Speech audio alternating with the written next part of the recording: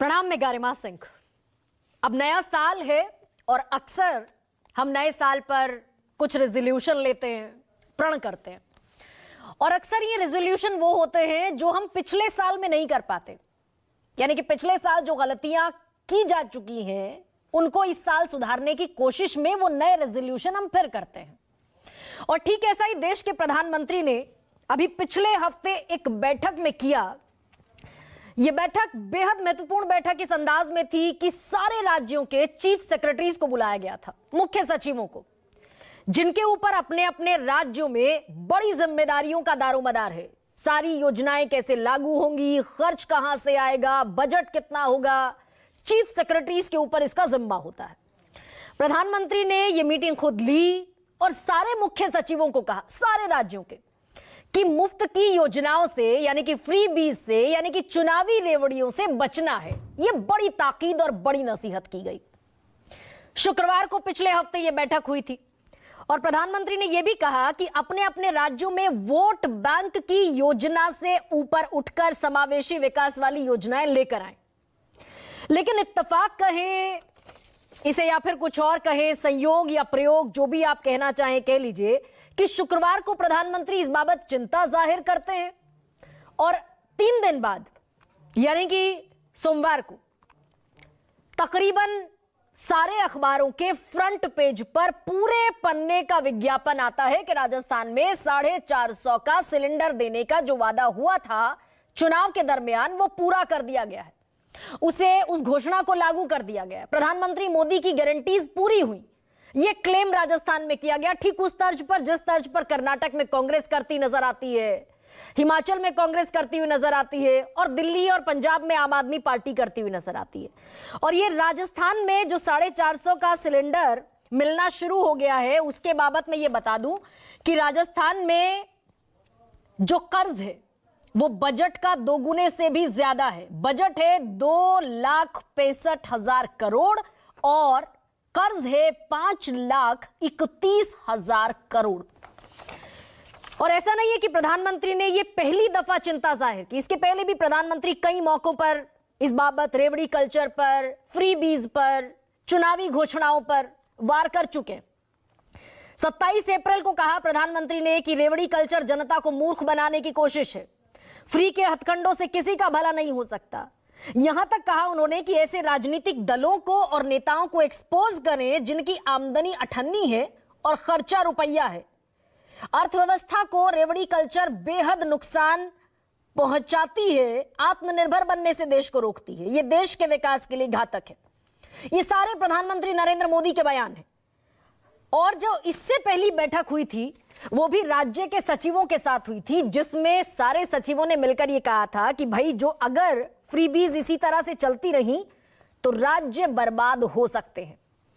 ठीक यही इस देश की सुप्रीम कोर्ट ने कहा। अभी आपको याद होगा 5 राज्यों के चुनाव में जब जबरदस्त तरीके से इन फ्री की घोषणाओं की आंधी चल रही थी, राजस्थान, मध्य प्रदेश, छत्तीसगढ़, तेलंगाना, तब सुप्रीम कोर्ट ने नोटिस जारी किया था चुनाव आयोग को, केंद्र सरकार को, राजस्थान को और मध्य प्रदेश को कि सारी योजनाएं 5 साल में याद नहीं आती। जब चुनाव होने होते हैं तो 6 महीने पहले सारा विकास याद आता है। तो यह बताना पड़ेगा राज्य सरकारों को कि जो घोषणाएं कर रहे हैं उनका बजट कहां से आएगा। यह सुप्रीम कोर्ट ने ताकीद की थी। तो जिस देश में प्रधानमंत्री फ्रीबीज पर चिंतित हो, सुप्रीम कोर्ट चिंतित हो, चुनाव आयोग चिंतित हो, आरबीआई चिंतित हो, नीति आयोग चिंतित हो, उसके बावजूद पिछले 5 राज्यों के विधानसभा चुनाव में क्या हुआ यह शायद दोहराने की मुझे जरूरत नहीं। बीजेपी ने कहा हम 1250 रुपया देंगे महिलाओं को, कांग्रेस ने कहा हम 1500 रुपए देंगे। कांग्रेस ने कहा हम 500 में सिलेंडर देंगे, बीजेपी ने कहा हम 450 में देंगे, कांग्रेस ने कहा फिर हम 400 में देंगे। 50-50 रुपए की यह घटतोली होती रही। मुफ्त स्कूटी की घोषणा हो गई, फ्री 200 यूनिट बिजली की घोषणा हो गई, किसानों के कर्ज माफी का ऐलान हो गया, लैपटॉप बांटने का ऐलान हो गया, 40 लाख मोबाइल फोन बांटने का पहला चरण पूरा भी कर लिया राजस्थान सरकार ने, अशोक गहलोत सरकार ने। इसी बीच एक और घोषणा हो गई कि अगले 5 साल तक जो राशन है 5 किलो वो जारी रहेगा गरीबों को। 81 करोड़ 35 लाख। तो इतनी सारी चिंताओं के, इतनी सारी नसीहतों के बावजूद चुनावी घोषणाओं का अंबार है और उसमें फ्री बीज जमकर बांटी जा रही। जबकि आरबीआई ये कहता है, मैं आपको बता दूं, कि मुफ्त बिजली, मुफ्त पानी, इसके अलावा कर्ज माफी, मुफ्त ट्रांसपोर्ट, ये सब फ्री बीज के दायरे में आता है और इसी पर चिंता आरबीआई जाहिर कर चुका है।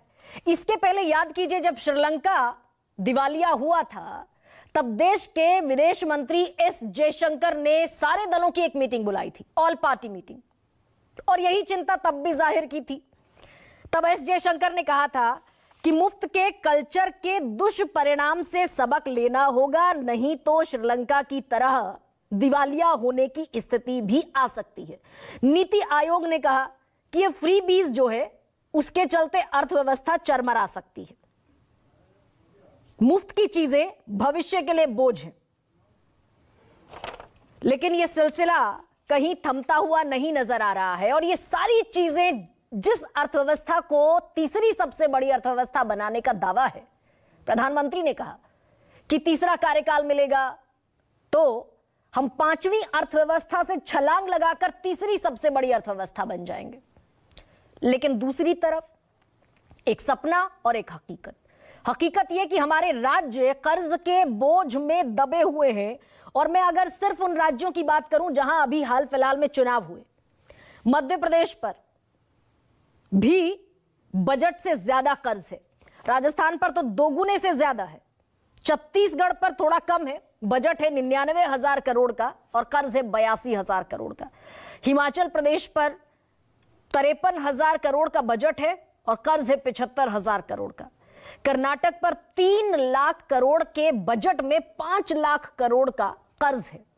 और जो हालिया आरबीआई की रिपोर्ट है वो थोड़ी ज्यादा बेहतर स्थितियां हमें समझा देगी कि कैसे चुनाव और ये कर्ज आपस में इंटरलिंक्ड है। जब जब चुनाव आते हैं तब तब अर्थव्यवस्था को कोने रख दिया जाता है और सिर्फ वोट बैंक की चिंता होती है, लेकिन अब चुनावी गारंटी पूरा भी करना है। ऐसे में ये 5 राज्यों के कर्ज का डेटा मैं आपको बता रही हूं, आरबीआई ने इसको जारी किया है और यह बताया है कि अगली जो तिमाही है जनवरी से लेकर मार्च तक, मार्च 2024 तक, कर्नाटक ने पिछले पूरे साल 26,000 करोड़ का बजट लिया, लेकिन इन 3 महीनों में लेगा 60,000 करोड़ का कर्ज, दोगुने से भी ज्यादा। मध्य प्रदेश ने पिछले पूरे साल 26,000 करोड़ का कर्ज लिया, लेकिन इन 3 महीनों में 37,000 करोड़ का। राजस्थान पिछले पूरे साल 30,000 करोड़ का कर्ज लिया, लेकिन इन मात्र 3 महीनों में 24,000 करोड़ का कर्ज लेगा। यह आरबीआई ने डेटा जारी किया। तेलंगाना ने पिछले पूरे साल 30,000 करोड़ कर्ज लिया, लेकिन अभी इन 3 महीनों में जनवरी, फरवरी और मार्च में लेगा 13,000 करोड़ का। छत्तीसगढ़ थोड़ा बेहतर स्थिति में है, पिछले पूरे साल जो कर्ज लिया वो था 2,000 करोड़ का और अभी इन 3 महीनों में जो कर्ज लेगा वो 11,000 करोड़ का कर्ज होगा छत्तीसगढ़ पर। स्थितियां चौंकाती हैं और इसीलिए कहीं कोई कम नहीं दिखता, ना बीजेपी, ना कांग्रेस, ना आम आदमी पार्टी। जहां जहां जिसकी दाल इन फ्री बीज से गलती है वो गलाना चाहती है। देश की अर्थव्यवस्था चरमरा सकती है, ये सारी संस्थाएं कहती हैं, आईना दिखा रही हैं। प्रधानमंत्री खुद चिंतित हैं, कई मौकों पर कह चुके हैं, लेकिन वो आईना देखने को राजी कोई नहीं है, क्योंकि सत्ता और सरकार अर्थव्यवस्था से ऊंची और बड़ी चीज हो जाती है। तो भविष्य पर भी नजर डालनी बड़ी जरूरी हो जाती है कि जिस अर्थव्यवस्था की चिंता है, दावा है, वादा है, वो कहां जा रही है। ऐसे में आज का सबसे बड़ा सवाल मैं आपके सामने रखती हूं,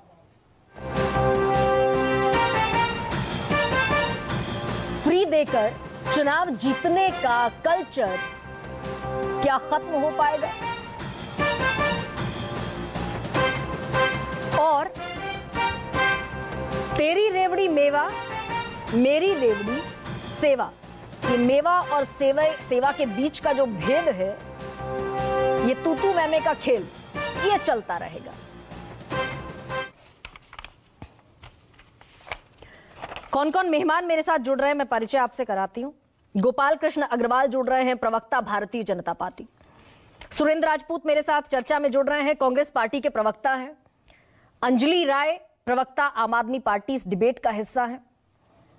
प्रोफेसर संतोष मेहरोत्रा बतौर अर्थशास्त्री जुड़ रहे हैं, one of the finest economist across India. Vijay Sardana थोड़ी देर बाद इस चर्चा का हिस्सा होंगे अर्थशास्त्री के तौर पर। और मेरे साथ बड़ी गहरी राजनीति की समझ रखने वाले वरिष्ठ पत्रकार जुड़ रहे हैं, आशुतोष।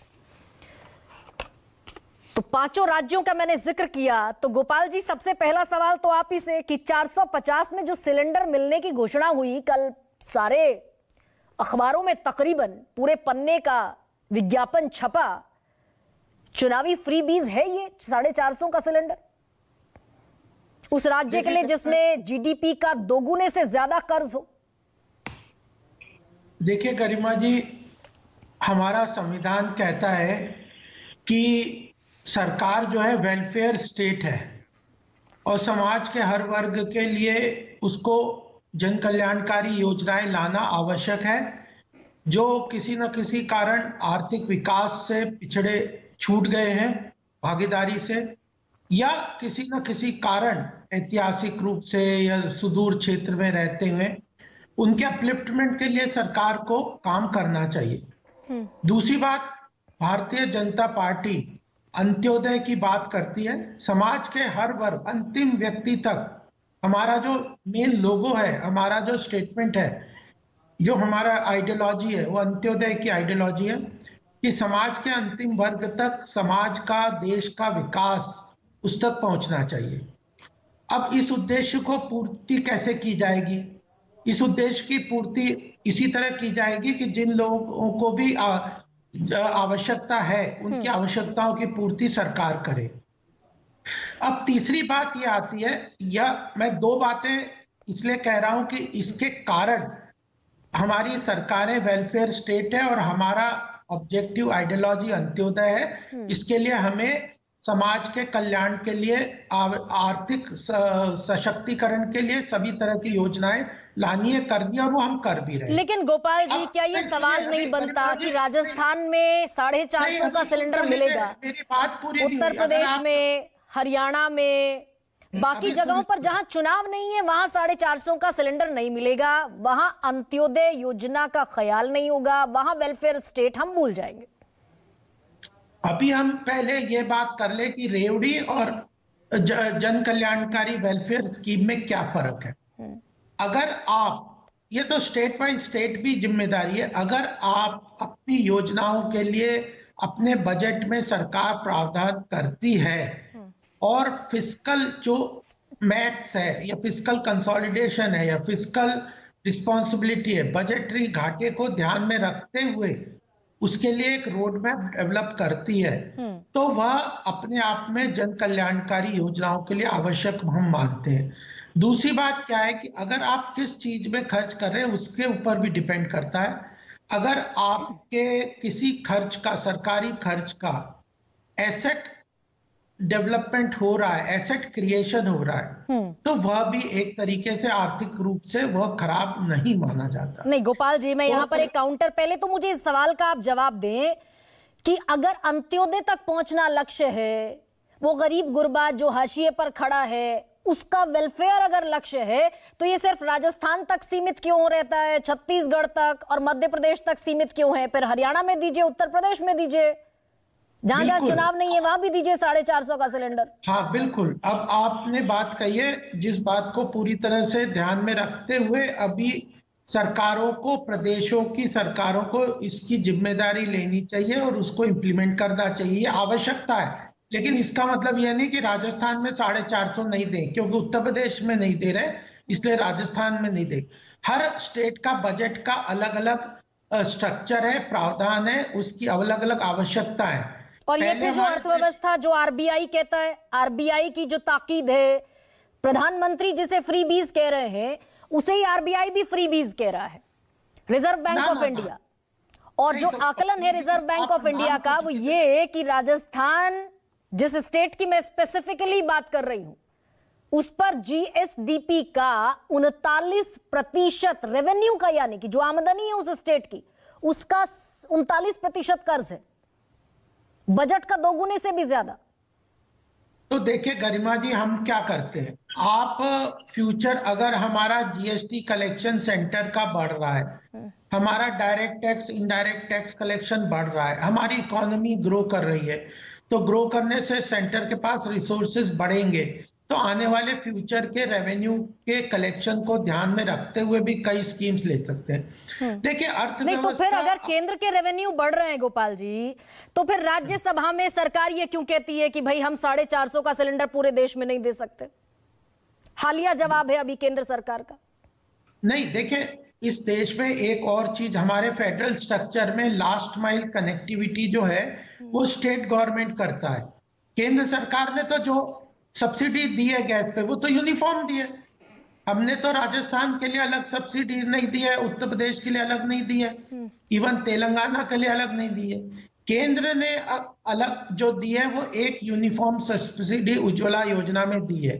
अगर गैस की चूल्हा फ्री देना है तो सबको दिया है, चाहे वो वेस्ट बंगाल में रह रहा हो, चाहे तेलंगाना में रह रहा हो या उत्तर प्रदेश में रह रहा हो, सबको चूल्हा फ्री मिलता है उज्ज्वला योजना के तहत।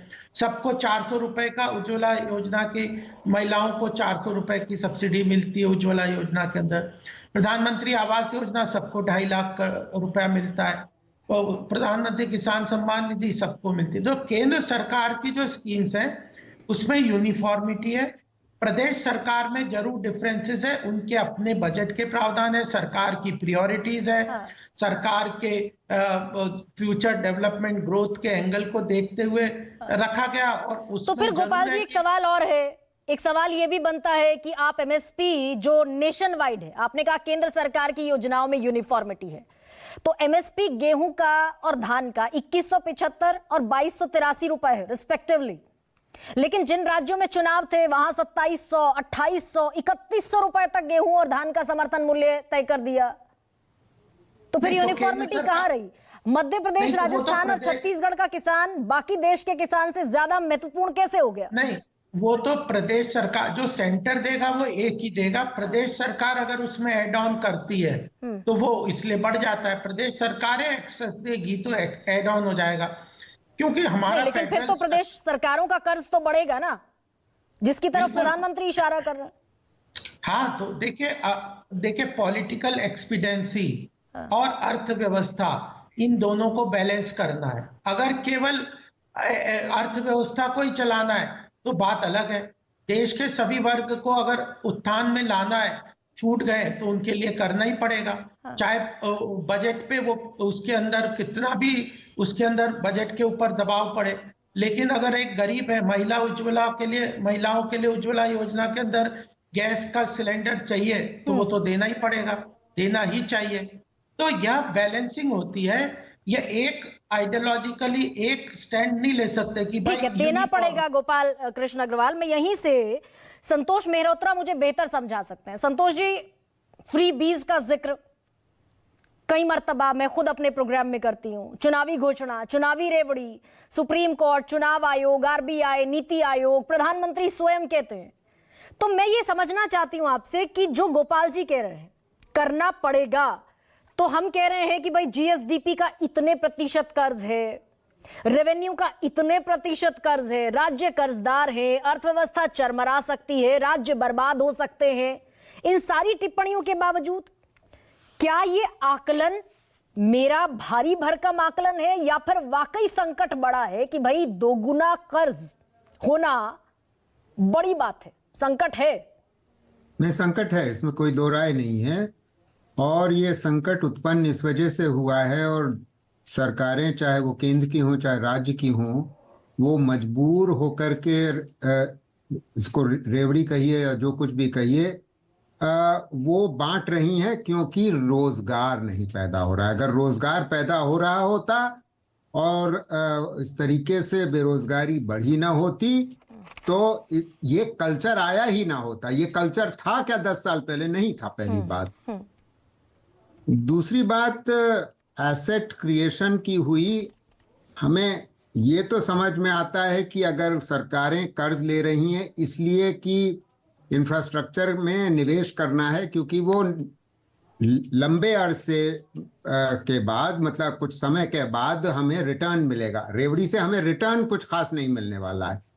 तो एसेट क्रिएशन के लिए तो लोन लेना वाजिब है, मगर ऐसे करंट एक्सपेंडिचर के लिए नहीं। तीसरी बात ये है, ध्यान रहना चाहिए, क्योंकि आप कर्ज की बात कर रही हैं, तो कर्ज जो है पिछले 3 साल में, 3.5 साल में, वो जो 60% था हमारी जीडीपी का, वो बढ़ करके हो गया है 85%, जिसमें से 60% की जिम्मेदारी केंद्र सरकार की है, केवल 20-25% की जिम्मेदारी राज्य सरकारों की है। यानी कि राज्य सरकारों के बारे में हमें ज्यादा चर्चा न करके केंद्र सरकार की ऋण के बारे में बात करनी चाहिए। और केंद्र सरकार ने इसमें थोड़ा सा गैर जिम्मेदारी से काम इसलिए लिया है, मैं उसका कारण समझा देता हूं आपको। टैक्स टू, देखिए 2 बातें हैं, क्योंकि ग्रोथ रेट कम हुई है तो इसलिए रेवेन्यू कम हुई है। ग्रोथ रेट पिछले 9.5 साल में 5.7% थी। उससे पहले यूपीए के दौर में 8% की ग्रोथ रेट थी। तो जाहिर है कि जो टैक्स रेवेन्यू है वो उस प्रकार से नहीं बढ़ा है, केंद्र सरकार का और राज्य सरकारों का भी। तो इस स्थिति में अगर सरकार को मालूम है कि ग्रोथ रेट कम है और बल्कि कोविड में कॉन्ट्रैक्शन भी हुआ, तो आपने कॉर्पोरेट टैक्स रेट क्यों घटाया था भाई? कॉर्पोरेट टैक्स रेट आपने 30 से 25% कर दिया। ठीक है, आप कंपेटिटिव होना चाहते थे, मगर एक मुश्त इतना क्यों करना चाहिए था? पहला सवाल। लेकिन संतोष जी, एक सेकंड, मैं आप छोटा सा इंटरव्यू ये कर रही हूं कि संकट बड़ा है, ये आप कह रहे हैं, अर्थव्यवस्था के लिए संकट है, ये प्रधानमंत्री भी जानते हैं, आरबीआई भी जानता है, सुप्रीम कोर्ट भी जानता है, नीति आयोग भी जानता है, चुनाव आयोग भी जानता है।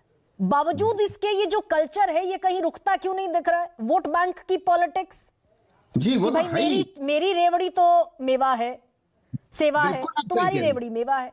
बिल्कुल सही कह रही। तो इसलिए सरकारों को थोड़ा सा संयम बरत करके, हर पॉलिटिकल पार्टी की सरकार को के लिए मैं ये राय दूंगा, संयम बरत करके अगर निवेश पे खर्च हो जिसमें ग्रोथ रेट बढ़े। अब बात यह है कि जॉब्स है नहीं, तो इसलिए कंजम्पशन नहीं बढ़ रहा, कंजम्पशन नहीं बढ़ रहा तो प्राइवेट इन्वेस्टमेंट नहीं बढ़ रहा। तो केंद्र सरकार ये सोच रही है कि हम पब्लिक इन्वेस्टमेंट इंफ्रास्ट्रक्चर पे बढ़ा करके पूर्ण इन्वेस्टमेंट, हम उसका जो कमी हो रही है प्राइवेट से उसको पूरा कर लेंगे। नहीं होता ऐसा, क्योंकि private investment is a much bigger chunk of total investment. Public investment is a small share, no matter how big it becomes. और वैसे भी हमको ये भ्रम है कि केंद्र सरकार ने इंफ्रास्ट्रक्चर पे इन्वेस्टमेंट बढ़ाया है। वो असलियत ये है कि पब्लिक सेक्टर अंडरटेकिंग्स नहीं इन्वेस्ट कर रही हैं, उनसे पैसे लेकर के केंद्र सरकार ने अपना इन्वेस्टमेंट बढ़ा दिया, तो वो बराबर है।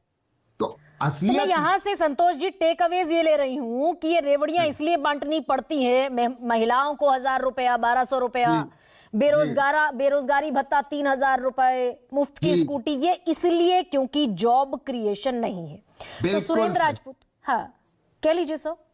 नहीं, 100 बात की एक बात आप बिल्कुल आखिर में सही बात पे आ गई, नौकरी नहीं है। तो सुरेंद्र राजपूत राजस्थान में 5 साल से सत्ता चला रहे थे, आप छत्तीसगढ़ में 5 साल से सत्ता चला रहे थे, तो क्या वो राज्य जो पहले से कर्जदार है, दोगुने से भी ज्यादा का, वहां आप कह रहे हैं आप 400 रुपए में सिलेंडर देंगे। कर्नाटक में गारंटीज की भरमार है, आधा किलो दूध आप लोगों के घर पहुंचा रहे हैं।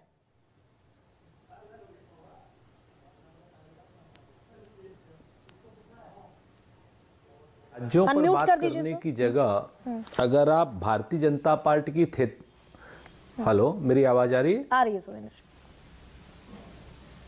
हेलो, हाँ मैं सुन पा रही हूँ आपको, कहिए अपनी बात। राज्यों पर बात करने की जगह अगर राज्यों के समूह यानी केंद्र सरकार की बात कर लेंगी तो आपको भारतीय जनता पार्टी की थेथराई यानी बेशर्मी समझ में आ जाएगी।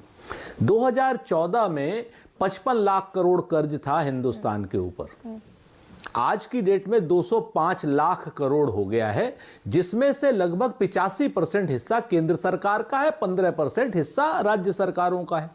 तो आप 15% के लिए चिंतित हैं, 85% कहां से रीपे करेंगे? 85% जो इन्होंने ऋण लेकर के घी पिया है उस पर कोई बात नहीं हो रही।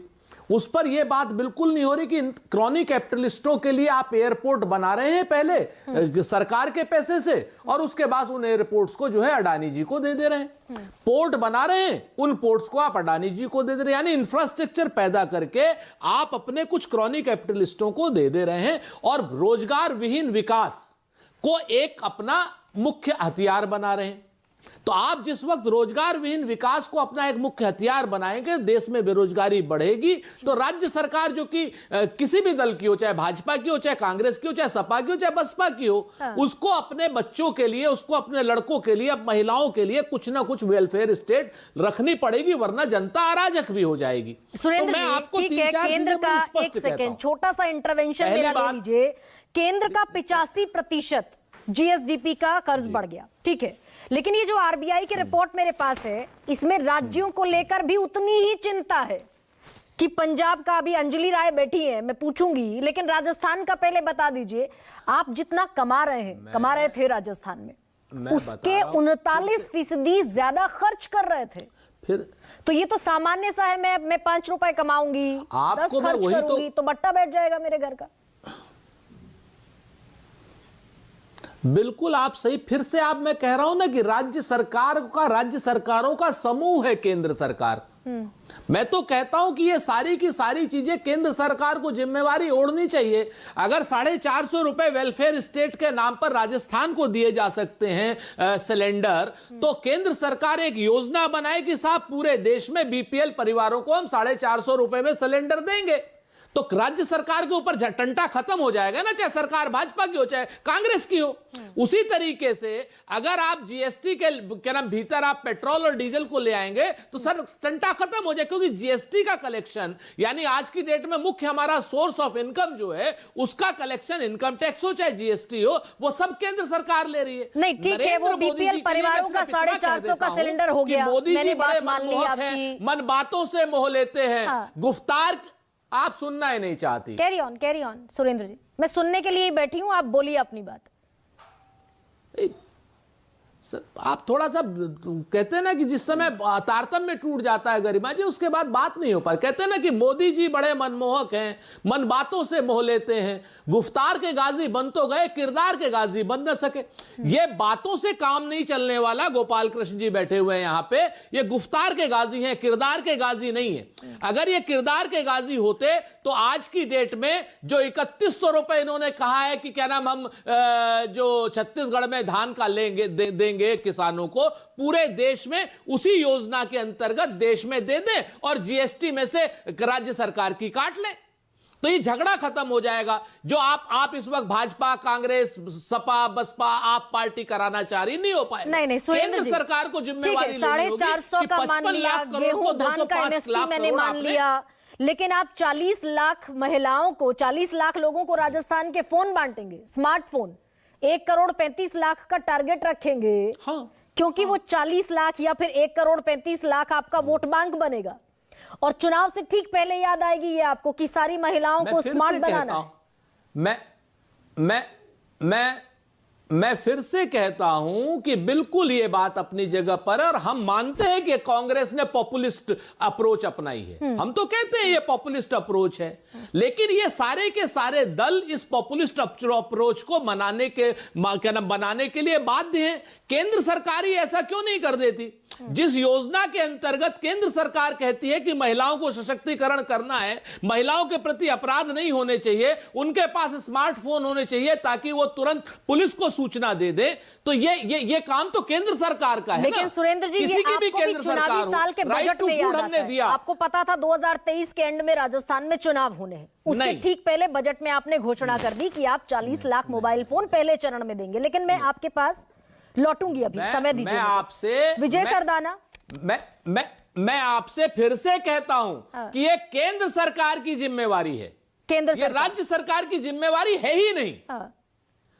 सत्ता ये आप केंद्र सरकार की जिम्मेवारी है। नरेंद्र मोदी जी की अर्थव्यवस्था आज की डेट में पूरा बर्बाद कर रही है देश को। फिस्कल डेफिसिट की जिम्मेदारी आप पर होगी, कितना रेवेन्यू आपका जनरेट हो रहा है, कितना आप खर्च कर रहे हैं, कितना जीएसडीपी है, उसका कितना कर्ज है, ये भी जिम्मेदारी केंद्र की है क्या विजय सरदाना? देखिए, सबसे इंपॉर्टेंट चीज ये है कि आऊंगी चाहे सुरेंद्र वो जी, आ रही हूं। सरकार दोबारा किसी की लौटूंगी भी मैं हो। आपके पास। विजय जी। हेलो, हम्म सबसे पहले आप सबको प्रणाम। देखिए, सबसे पहले इस बात को समझना होगा कि किसी भी राज्य सरकार में, चाहे किसी की भी कोई भी पार्टी की सरकार हो, किसी भी नेता की जेब से कुछ नहीं जाता, ये जनता का टैक्स पेयर का पैसा। तो उसके साथ कैसे खेलना है, अल्टीमेटली डेमोक्रेटिक सिस्टम में जो हम हिंदुस्तान की डेमोक्रेसी की बात कर रहे हैं, आपको ये मान के चलना पड़ेगा कि एंड प्रोडक्ट है इसका इलेक्शन। अब इलेक्शन के लिए कैसे जनता के पैसे का इस्तेमाल करना है, ये जो भी सत्ता में आता है, ये उसका अपना लगता है उनको कि अधिकार क्षेत्र हो गया। अब आप आंध्रा का देख लें, आप पंजाब देख लें, आप दिल्ली देख लें, आप किसी भी स्टेट की उसकी मैनिफेस्टो उठा के देख लें। अभी जो 3 राज्यों में चुनाव हुए, एक से बढ़कर एक वादे किए गए, लेकिन ये किसी ने नहीं बताया कि ये पैसा आएगा कहां से। मैनिफेस्टो एकदम शांत है इस मुद्दे पे, यही सुप्रीम और कोर्ट ने किसी ने भी पूछा। चर्चा नहीं करी। इलेक्शन से पहले किसी भी मीडिया ने, किसी भी लोगों ने ये चर्चा नहीं करी कि ये पूछे तो सही पार्टियों से कि आप जो कमिटमेंट कर रहे हैं इसका पैसा आएगा कहां से। इस पे कोई चर्चा नहीं होती। तो ये गलती किसकी है? ये हम सब एज ए समाज की गलती है कि हम पॉलिटिकल सिस्टम को अकाउंटेबल नहीं बनाते। उदाहरण के लिए, जो आपका मान लीजिए कि जो भी आपका रेवेन्यू रिसीट है, जो सरकारें अपने दम पे कमाती हैं, उसमें अगर आप पंजाब देख लें, हिंदुस्तान में सबसे बड़ी जो स्थिति इस समय हो रही है, 75% जितना स्टेट का रेवेन्यू है वो ऑलरेडी कमिटेड है, पेंशन में, इंटरेस्ट में और सब्सिडी सैलरी में। अब उसके ऊपर आपको देना है सब्सिडी, उसके ऊपर आपको देने हैं बाकी लॉलीपॉप। तो पैसा कहां से आएगा?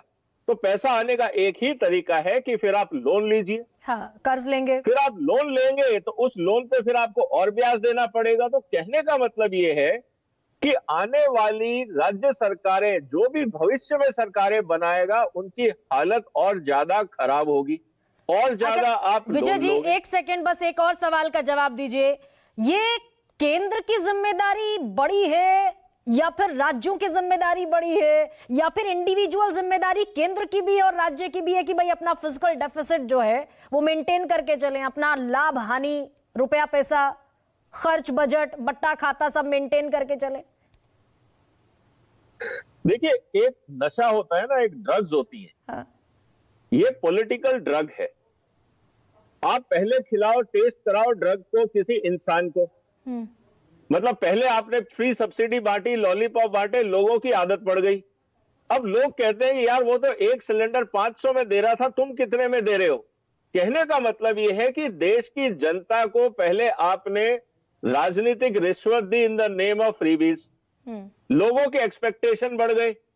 लोग अब सबसे उम्मीद करते हैं कि जब तक आप लॉलीपॉप नहीं दोगे हम आपको वोट नहीं देंगे। सत्ता में आने के लिए आप बड़े से बड़े लॉलीपॉप की घोषणा करो, बाद में आप दो या मत दो, कौन पूछता है। आप उठा के देख लीजिए मैनिफेस्टो, क्या कितनी पार्टियां पूरी कर पाएंगी, आपको खुद पता लग जाएगा। तो कहने का देश मतलब की ये है कि अर्थव्यवस्था की पॉलिटिकल सेहत की पार्टी, चिंता, कुल मिलाकर लब्बो लुआब तो यही हुआ कि अर्थव्यवस्था की सेहत की चिंता तो किसी को है नहीं। अंजलि जी, सवाल मेरा यही है आपसे देखिए कि उसमें जनता भी शामिल है, उसमें आप और हम भी शामिल हैं, क्योंकि हम भी अपने स्वार्थ की बात करते हैं। जनता का बड़ा आप छोटा मुझे स्टेक है बताइए, विजय जी। कितने भाई चैनल पॉलिटिकल हैं, पार्टियां कितने जो चैनल हैं, देश चला कितने रही हैं, रिपोर्टर हैं, जिम्मेदारी तो उनकी है ना। कितने चैनल हैं जो ये ईमानदारी से साल भर चर्चा करते हैं कि आपकी जो हरकत है वो समाज को बर्बाद कर रही है। कितने चैनल इस पे चर्चा कर रहे हैं? कोई नहीं कर रहा। बट रूल्ड बाय द तो कहने का पॉलिटिशियन। मतलब ये है कि हम खुद सब इस हमाम में नंगे हैं। हमाम में पॉलिटिकल सब पार्टी नंगे को पता है हैं, कि लेकिन जनता को कैसे मूर्ख बनाना क्या है, और हम रूल्ड बनने बाय को द तैयार हैं। पॉलिटिशियंस ये भी फिनोमेना बड़ा इंपॉर्टेंट हो जाता है। Anjali ji, Punjab is on the top, सबसे ऊपर है, और आरबीआई का जो आकलन है अगले 3 सालों में और बढ़कर कर्ज हो जाएगा आपके ऊपर 47% टोटल जीएसडीपी का, if I am not wrong. Yes, total GSDP का। गरिमा, जिस देश में 23 करोड़ लोग गरीबी की रेखा से नीचे हों, जहां पर 81 करोड़ लोग सरकारी अनाज पर पलते हों, जहां पर 25% युवा जो है वो बेरोजगार हो, जहां पर किसान सिर्फ 27 रुपए प्रतिदिन कमाता हो, वहां पर हर सरकार का फर्ज है कि हर अपनी जो वहां के नागरिक हैं उनको मूलभूत सुविधाएं प्रदान करे। और यही हमने किया था, क्योंकि हर व्यक्ति टैक्स देता है, चाहे इनडायरेक्टली या डायरेक्टली। गरीब आदमी भी टैक्स देता है जब वो माचिस की डिब्बी तक खरीदता है, जब वो तेल खरीदता है, जब वो दूध खरीदता है, उन पर लगे हुए जीएसटी वो भी पे करता है। तो उसे उसके अधिकार क्यों नहीं मिलना चाहिए? इसी वजह से नौकरी मिले ना अंजलि जी, 200 यूनिट बिजली फ्री, पानी फ्री, इससे बेहतर है नौकरी दीजिए, शिक्षा, स्वास्थ्य। ये सवाल सबके साथ है, लेकिन जब तक नौकरी नहीं मिलती, मूलभूत सुविधाओं पर सबका अधिकार है।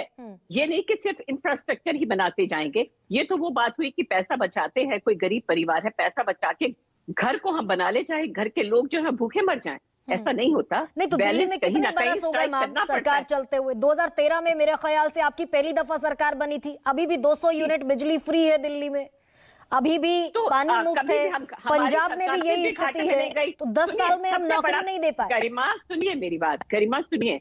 हम लोगों ने अपना जो है सरकार में जितना भी हमने बजट में आप हमारा देखिए, कभी भी घाटा नहीं हुआ। हमने जो खर्चा किया, पैसा बचाया, उसको तरीके से पैसा खर्च किया और बचाकर लोगों को मूलभूत सुविधाएं दी। लेकिन पंजाब तो जबरदस्त कर्जदार है ना। पंजाब में हमने इनहेरिट किया है, उसमें थोड़ा वक्त दीजिए हमको। लेकिन ये लोग जो है, जो केंद्र सरकार है, उसके हालात देखिए आप। 2014 जब से ये आए हैं, पिछले 9-10 सालों में 174% इनका कर्जा बढ़ गया है। यहाँ तक कि IMF ने भी इनको वार्निंग दी है कि आपका कर्जा इतना बढ़ता जा रहा है, आप उसको देखिए। लेकिन ये लोग जो हमें कहते थे कि फ्री बीज बांटते हैं, रेवड़ी बांटते हैं, आज भी कह रहे हैं मुफ्त की रेवड़ी बांटते हैं।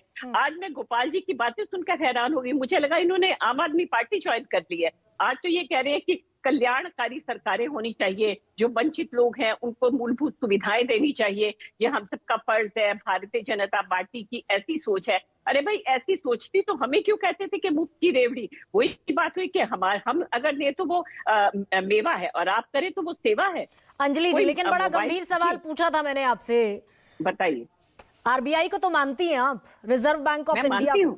मानती हूँ। तो रिजर्व बैंक ऑफ इंडिया कहता है कि मुफ्त बिजली, मुफ्त पानी, बसों में मुफ्त सफर यानी कि ट्रांसपोर्ट, ये सब फ्री बीज के अंदर में आते हैं। वो आती है, लेकिन एक मानवता भी होती है और ये हमें देखना पड़ेगा।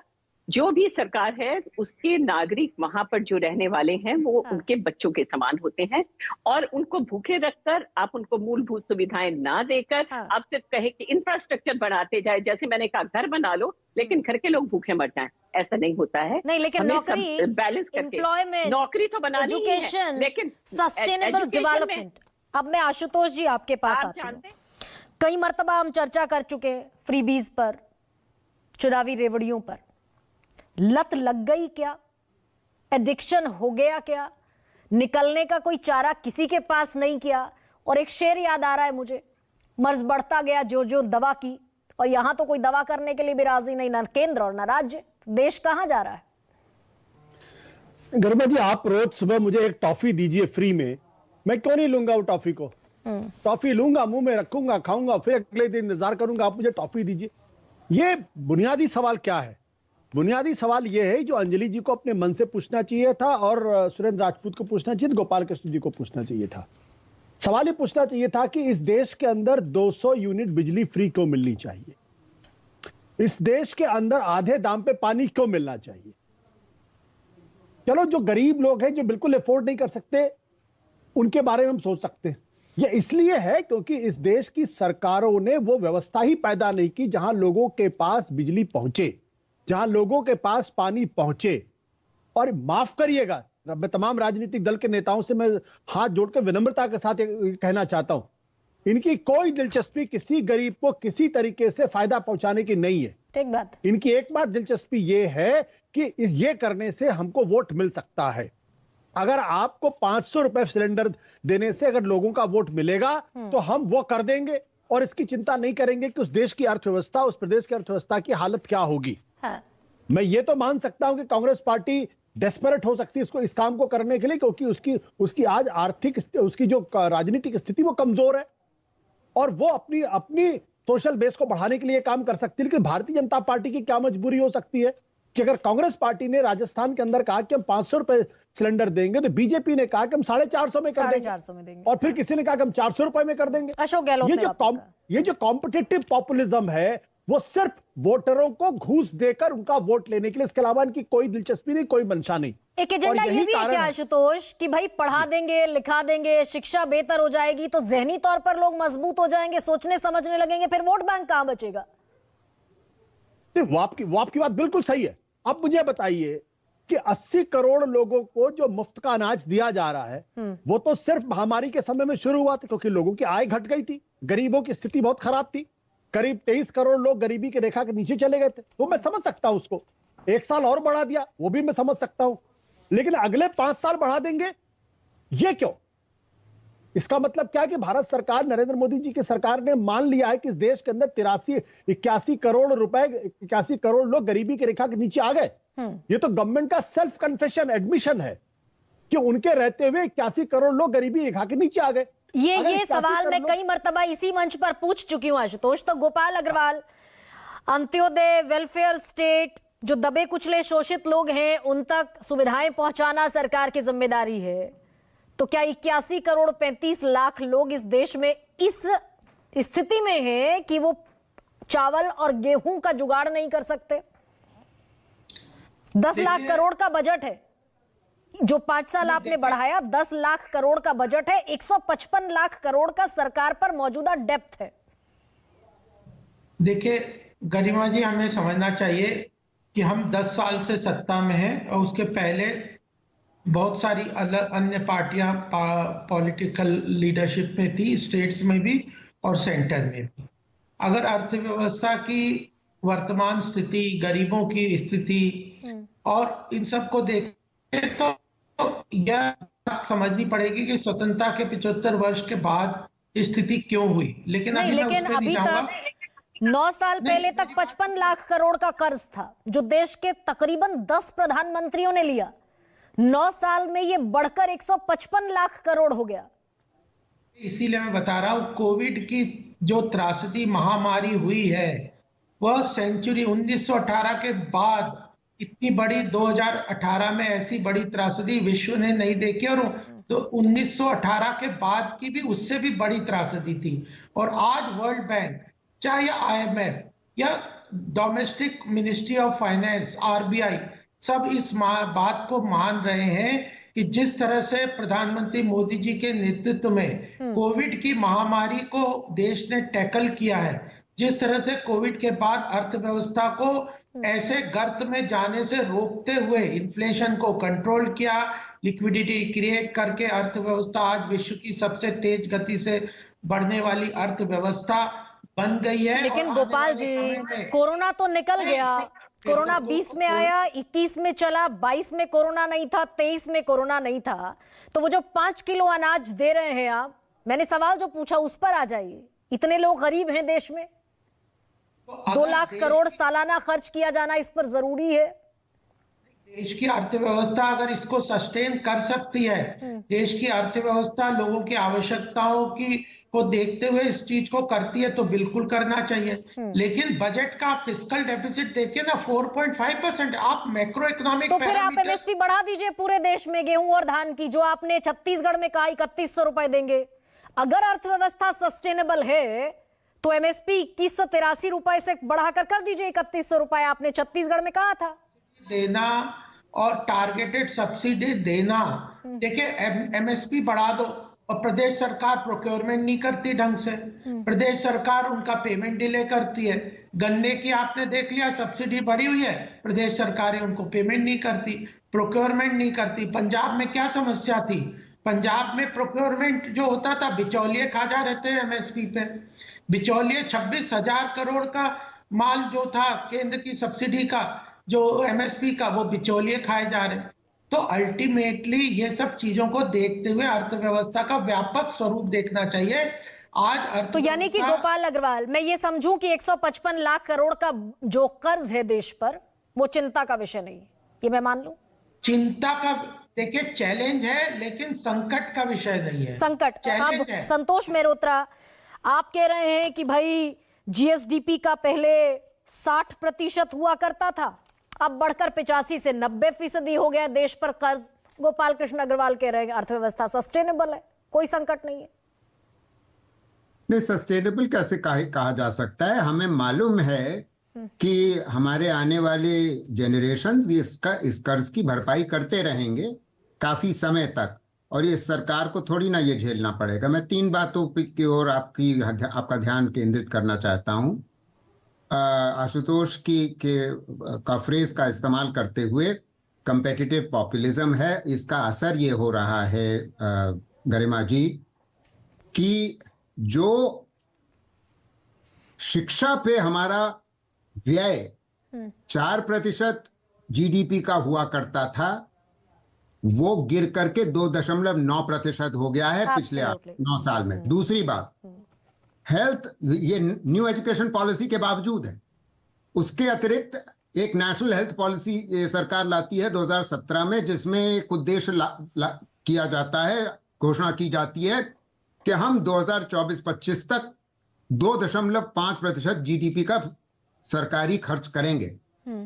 तब था जब नेशनल हेल्थ पॉलिसी आई, तब 1.1% था। आज वो केवल 1.3% है जीडीपी का, यानी कि हम अभी 2.5% से आधे पे हैं। तो ना हेल्थ दे रहे हैं ना एजुकेशन दे रहे हैं। जी, क्योंकि कंपेटिटिव पॉपुलिज्म हो रहा है, रेवड़ी बांटे जा रहे हैं। दूसरी बात, कोविड की त्रासदी की बात हुई, मुझे कोई जवाब इस सवाल का दे दे कि अगर दुनिया में संकुचन जीडीपी का होता है, कॉन्ट्रैक्शन इकोनॉमी का होता है, वो 3.1% होता है। हमारा 6.6%, यानी कि लगभग 2.5 गुना। क्यों होता है? क्योंकि गलत नीतियों की वजह से, गलत किस्म के संयोजन की वजह से कोविड। और कोविड अगर इतनी बढ़िया तरीके से हमने हैंडल ही कर लिया होता तो सरकार को ये मजबूरी में ये ना कहना पड़ता कि सिर्फ 4.5 लाख लोग मरे हैं, जबकि अधिकतर लोग ये रिसर्च 5 रिसर्च हो चुकी, WHO ने उन रिसर्च को मान लिया कि 45 लाख लोग मरे हैं। तो वैक्सीन बड़ी अच्छी तरीके से सबको दे दी गई, कोई दो राय नहीं है। आखिरी बात, फिस्कल डेफिसिट की जो बात हो रही है, केंद्र सरकार का फिस्कल डेफिसिट जीडीपी का 22-23 में 6.4% था, 4.5% नहीं जो गोपाल जी कह रहे हैं। और अब की टारगेट जो है 23-24 में, वो टारगेट है, वो तो अभी 1 महीना पहले जब बजट आएगा तब पता चलेगा, इकोनॉमिक सर्वे जब आएगा। टारगेट है 5.9%, यानी कि लगभग 6%। तो कोई बहुत कोशिश नहीं हो रही है कि टैक्स रेवेन्यू इकट्ठा किया जाए। भाई, आपने जब कॉर्पोरेट इनकम टैक्स घटा दिया, पर्सनल इनकम टैक्स में भी इलेक्शन से पहले आप अभी 2019 में कर चुके थे, जो चेंजेस किए थे, जिसकी वजह से पर्सनल इनकम टैक्स में कमी आई। अभी तो आप देखिएगा 1 महीने में बजट जो आएगा नहीं, तो ये जो बचेगी। ये जो जीएसडीपी का 85% कर्ज जिसकी तरफ आप इशारा कर रहे हैं सेंट्रल गवर्नमेंट पर, संकट है। बहुत संक्षेप में। निश्चित रूप से वो तो मैं लगातार चर्चा कर ही रहा हूँ। ठीक है, तो विजय सरदाना, ये केंद्र की नीतियों का फेलियर कि हम अर्थव्यवस्था के तौर पर घाटे में हैं, अर्थव्यवस्था के संकट के दौर में है, या राज्यों की भी भूमिका है इसमें थोड़ी बहुत? देखिए, कुल मिला के ये ओवरऑल डेफिसिट प्लानिंग है। प्लानिंग का मतलब ये कि हम लोग एम्प्लॉयमेंट फोकस प्लानिंग नहीं कर रहे हैं, ना राज्य ना केंद्र। प्लानिंग कर रहे हैं जिसमें आपको क्विक फिक्स, जिसको कहा जाता है कि इंफ्रास्ट्रक्चर की एक हमने बात करी, जरूरी है, लेकिन हमें भी ये बात समझ में आ रहा है कि डेवलपमेंट के नाम पे वोट नहीं मिलते हैं। तो इलेक्शन अगर आपको जीतना है तो आपको ये लॉलीपॉप्स देने ही पड़ेंगे। मुझे उसमें भी कोई एतराज नहीं, जैसा कि आम आदमी के प्रवक्ता ने कहा कि हम सबको दे रहे हैं। आप अगर टारगेटेड देते हैं, अगर पंजाब के अंदर गरीबी से रेखा के नीचे लोगों को देते हैं, कोई एतराज नहीं है। लेकिन लॉलीपॉप की हालत यह है कि पंजाब में हर महीने हर ट्यूबवेल पे, अगर साल का एस्टीमेट पंजाब का बजट देखें, 50,000 रुपए पर ट्यूबवेल पे सब्सिडी है साल की। और स्थिति यह है कि उसी ट्यूबवेल के बाजू में जिसने घर बनाया है, उसने ट्यूबवेल से अपने एयर कंडीशनिंग के लिए पावर ली हुई है, घर में गाड़ियां हैं, सब कुछ है, लेकिन फ्री बिजली दी जा रही है। एक तरफ राज्य डूब रहा है, दूसरी तरफ वाटर टेबल हर महीने 1 फुट नीचे जा रहा है। पंजाब अपनी मौत की तरफ बढ़ रहा है, लेकिन मजबूरी ऐसी है, ड्रग्स जिसको कहते हैं, कि आप ड्रग्स हटा नहीं पा रहे। आपकी इतनी हिम्मत नहीं है कि आप पंजाब की जनता को समझा सको कि हम आपको लिमिटेड सब्सिडी देंगे या अनलिमिटेड सब्सिडी नहीं मिलेगी। लेकिन विजय जी, एक सेकंड, एक सवाल का ये बस जवाब दे दीजिए कि हम कह रहे हैं कि 60% जनता के बीच में, हम कह रहे हैं 60% जिम्मेदारी केंद्र की। अभी विजय संतोष जी ने कहा राज्यों की भी भूमिका होनी चाहिए क्या? फिजिकल डेफिसिट को कंट्रोल करना किसकी जिम्मेदारी है राज्य में? अब एक बात समझिए, केंद्र का भी 69% ऑफ जो रेवेन्यू रिसीट्स है वो कमिटेड एक्सपेंडिचर है। इसका मतलब यह है कि इंटरेस्ट, सैलरी और पेंशन के आप में जितनी कमाई केंद्र सरकार की होती है उसका 70% तो ऑलरेडी फिक्स है। अब आपको पूरे देश में हाईवे भी बनाने हैं, डिफेंस भी चलाना है, रेलवे भी है, एयरपोर्ट्स भी है, पूरा देश चलाना है, तो पैसा कहां से आएगा? तो सब क्विक फिक्स का इस्तेमाल कर रहे हैं ना, सब लोग क्विक फिक्स का इस्तेमाल कर रहे हैं, इंक्लूडिंग सुरेंद्र राजपूत। सर, आपको चुनाव जीतना था, हिमाचल में गारंटीज चल गई आपकी, आपको लगा कि भाई ये तो मिडास टच मिल गया। आपने कर्नाटक में और जमकर फ्री बीज की घोषणाएं की, पूरी भी कर दी, बावजूद इसके आपको कर्ज लेना पड़ेगा और उतना लेना पड़ेगा जितना पूरे साल में, पिछले साल में नहीं लिया। तो ये जिम्मेदारी से भागना नहीं हुआ, सारी जिम्मेदारी केंद्र पर डाल देंगे। देखिए, मैं फिर से एक बात कहता हूं कि राज्यों का समूह है देश, और देश में जो नीतियां चलेंगी, जिस तरीके से देश पूंजीपतियों के हाथ में क्या नाम क्लचेस में जा रहा है और जिस तरीके से पूंजीपतियों को लाभ दिया जा रहा है, मैं फिर से आपसे कह रहा हूं कि मसला राज्य सरकारों का नहीं है, मसला राज्य सरकारों का, चाहे भाजपा की हो चाहे कांग्रेस की हो, कुल 20% का है। 80% या 85% मसला केंद्र सरकार की गलत नीतियों का है, और केंद्र सरकार अपने पूंजीपति मित्रों को एनपीए के नाम पर 10 से 14 लाख करोड़ रुपए हर साल दे देती हैं, या 14 लाख करोड़ अभी दिया हुआ है, 3 लाख करोड़ रुपए के आसपास हर साल छोड़ देती है।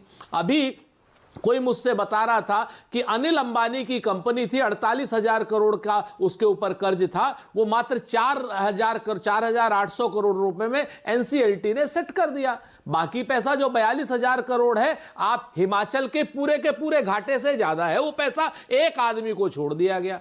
आप मेरी बात को समझिए। और तो जो अभी आशुतोष ने बात कही 2014 से पहले, आशुतोष भाई सुनिए प्लीज जी, 2014 से पहले जो था, हम मुफ्त शिक्षा देते थे ताकि लोग कमा सके, रोजगार परख विकास की बात करते थे, चाहे राइट टू क्या नाम हरित क्रांति दी हो, चाहे दुग्ध क्रांति दी हो, चाहे बैंकों का नेशनलाइजेशन किया हो, चाहे राइट टू इंफॉर्मेशन दिया हो, चाहे राइट टू फूड दिया हो, चाहे राइट टू एजुकेशन दिया। पड़ेगा भाई, सवाल मैंने पूछा था और बड़ा गंभीर सवाल था, जेन्युइन सवाल था, जिसको आप टाल गए। 5 साल सरकार राजस्थान में चलाई, आप राजस्थान पे अटकी हुई हैं और आप देश पर नहीं जा रहे। नौकरियां देते तो ना 450 के सिलेंडर की जरूरत पड़ती, ना 40 लाख फोन देने की। कहां से देते हम जब नरेंद्र मोदी की योजनाएं नहीं है? अच्छा, अरे भाई, हम कहां से देते जब नरेंद्र मोदी ने टोटल अडानी के नाम पर गिरवी रख दिया है देश? तो आशुतोष, कहां से देते आप बताइए ना। योजनाएं तो केंद्र सरकार लाता है ना, आप लोग बात ही नहीं करना चाहते। आप राज्य पर, राजस्थान पे अटके हुए, आप देश पर बात नहीं करना चाहते। आप ये नहीं पूछना चाहते कि साहब ये आज जी। तो आशुतोष, ठीक है, मैं कंक्लूडिंग रिमार्क आशुतोष से ले लेती हूं। आशुतोष जी, अब ये केंद्र की गेंद राज्यों के पाले में और राज्यों की गेंद केंद्र के पाले में थमता हुआ दिख रहा है ये कंपटीशन, जिसे आप कॉम्पिटिटिव पॉपुलरिज्म कह रहे हैं। मैं सुरेंद्र राजपूत जी की एक बात से तो सहमत हूं कि इसमें जो बड़ी जिम्मेदारी है वो केंद्र सरकार की जिम्मेदारी उनको लेनी चाहिए। और क्यों मैं ये कह रहा हूं, मैं आपको भी समझा देता हूं। देखिए, अमेरिका जब पैंडेमिक आया तो अमेरिका में भी करीब 10 लाख से ज्यादा लोगों की मौत हुई, और वहां तकरीबन 2.5 करोड़ लोग जो है 1-2 हफ्ते के अंदर बेरोजगार हो गए। और अमेरिका ने ऐसी स्थिति पहले कभी देखी नहीं थी। लेकिन आज की तारीख में वहां पे जो बेरोजगारी है वो पिछले 50 साल के सबसे निचले स्तर पर है, और वहां का जो वेज अर्नर जो है उसकी आय भी बढ़ी है, यानी मजदूरों की आय भी बढ़ी और बेरोजगारी भी कम हुई है। हमारे यहां इसका उल्टा हुआ है। हमारे यहां इसका उल्टा यह हुआ है कि बेरोजगारी भी बढ़ी है और रिकॉर्ड तोड़ बेरोजगारी बढ़ी है। अगर आज ग्रेजुएट्स के अगर आप जाएंगे तो 44% ग्रेजुएट जो है आज की तारीख में वो बेरोजगारी की स्थिति में है। जो 20 से 25 साल की स्थिति में 27% लोग बेरोजगार है आज की तारीख में। ये आंकड़े हैं।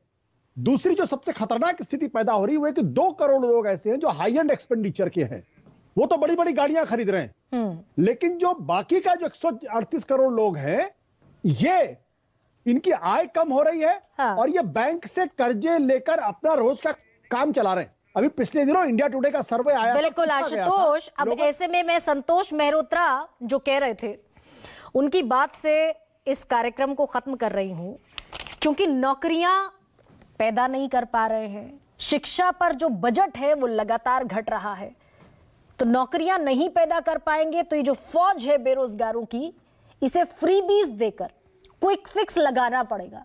आशुतोष ने कहा कि टॉफी खिलाएंगे तो मैं क्यों नहीं खाऊंगी सुबह में उठकर। तो युवाओं को, बेरोजगारों को, महिलाओं को वो टॉफी खिलाई जा रही है और दूसरी तरफ नसीहतें और ताकीद भी है अर्थव्यवस्था के संकट की। तो सस्टेनेबल डेवलपमेंट एक सपना, एक ख्वाब जैसा भी दिख रहा है। सबसे बड़ा सवाल में फिलहाल इतना ही। आप सभी का बहुत बहुत धन्यवाद। इजाजत दीजिए, प्रणाम। सबसे बड़ा सवाल presented by Patanjali herbal bath soap, त्वचा की प्राकृतिक कोमलता एवं सुंदरता के लिए। एसोसिएट स्पॉन्सर सर्वकॉन, भरोसा 35 सालों का सर्वकॉन। केंटारो, जो देता है सबसे शुद्ध पानी। ज़ुपी लूडो, इंडिया का अपना गेम खेलो और जीतो लाखों।